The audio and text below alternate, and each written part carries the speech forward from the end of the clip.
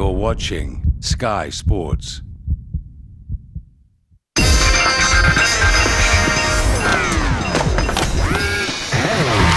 This week on FIFA Futbol Mundial, we're with Drogheda, Ireland's champions-elect.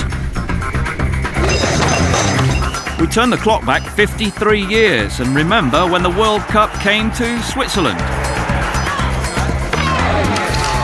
And Tajikistan caused quite a stir at the FIFA Under-17 World Cup.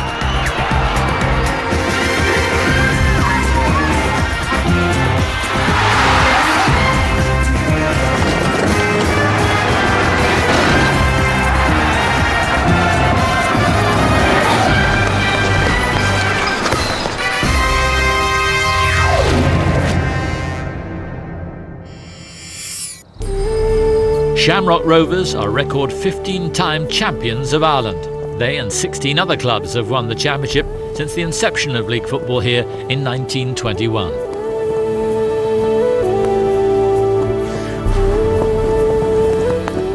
But this season, a new team is hoping to join that list. They're on course to become champions of the country for the first time.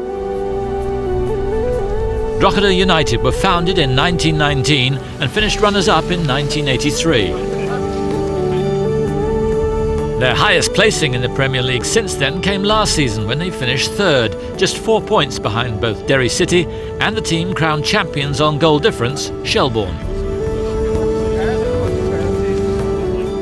Paul Doolin, a former two-time Irish Player of the Year, is head coach. He took charge in 2005 when Drogheda had yet to win any major silverware. Under him, they've won 3 domestic cups and are now clear favourites for the league title.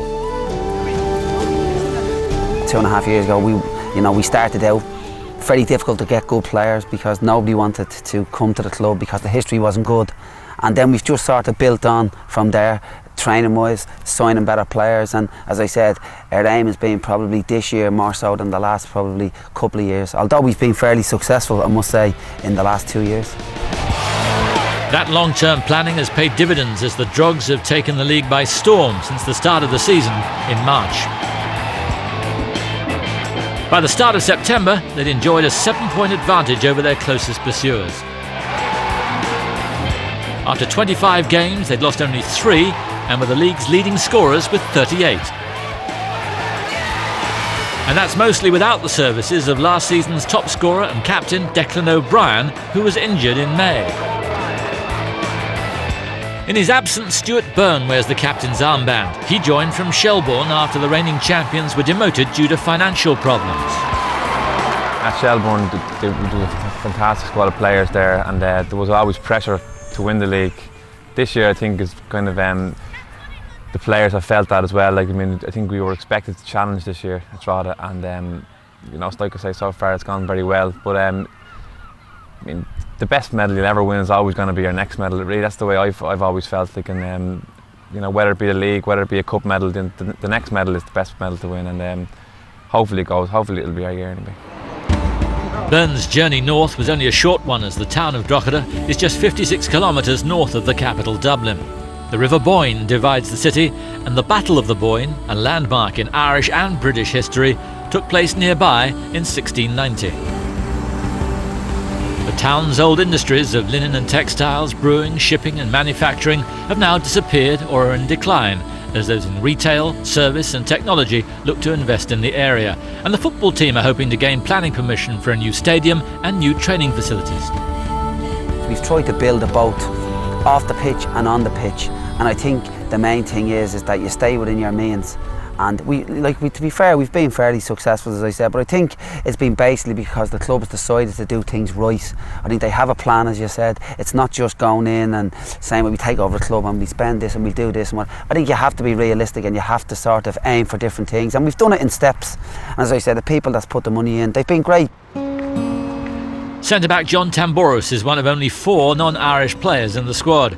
He's an Australian who's played back home in New Zealand, Greece and Malaysia.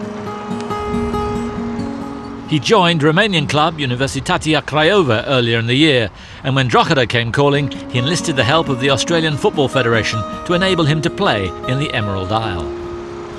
Coming over from Aussie as well, I'd heard so much about the club, and speaking to a colleague of mine, he'd said to me that they were the best club in Ireland at this point in time. So, and to be fair, you know, the training grounds and everything speaks for itself. So I just think that the club's going in the right direction, and you know, it's good for Ireland, it's good for Irish football as well, and hopefully other clubs can obviously take a look at what we're doing and you know, follow on the same path as what we're trying to do and achieve. For the second year running, Drogheda earned the right to qualify for the UEFA Cup.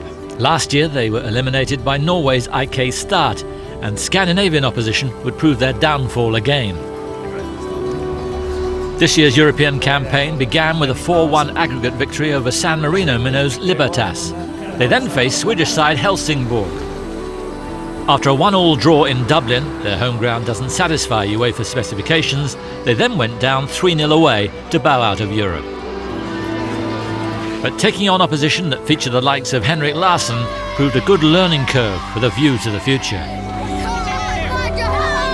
European football is always a great experience, and especially for this team, it's a very young team. You know, besides myself and maybe 2 or 3 others, like, I mean, the average age is probably 25, 24, even lower. You know, so it's a fantastic experience for the young players at the football club, and hopefully it'll stand them for next year. And if things go well, you know, next year they could be competing against even better teams, and they will have learned an awful lot from the experience.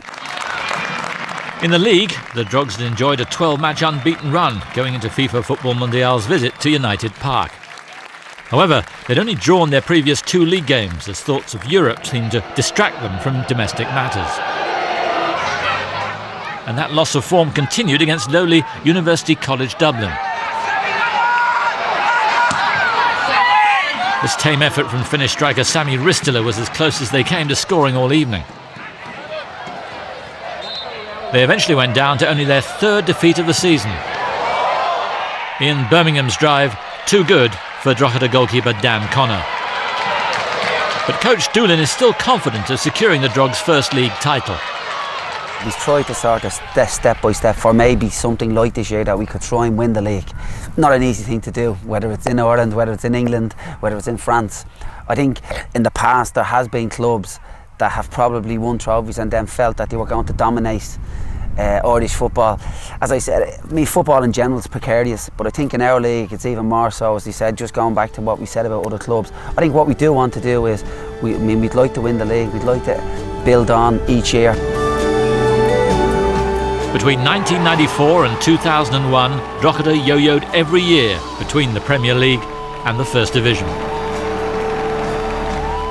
So their long-suffering fans won't let the current winless streak worry them, as their heroes prepare to become the 18th champions of Ireland.